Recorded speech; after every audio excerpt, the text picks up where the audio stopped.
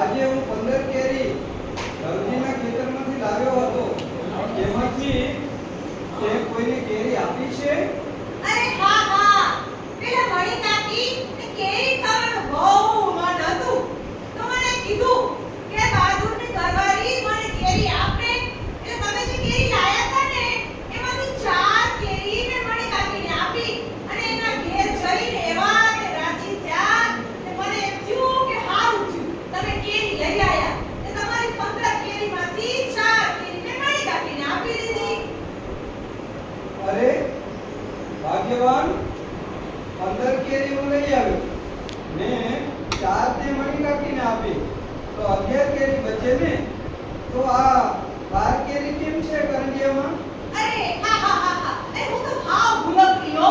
ઓ પેલા કાશીબા છે ને, એ કાશીબાએ વ્રતનું ઉજવણું કર્યું તું અને બધી હોપરોને બોલાવી હતી.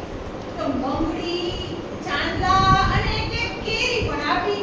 એટલે મને એમ થયું કે હાર નથી ખાવી, કે તમારા ઓલા કેરડીઓ હોય ને એમાં મેં એક કેરી મૂકી રાખી, એટલે તમે 11 ની જગ્યાએ 12 કેરી થઈ.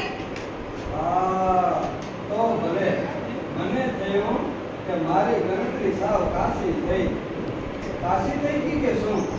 15 માંથી 4 જાય તો 11 રહે અને આપણા ઘરે 12 કેરી રહી.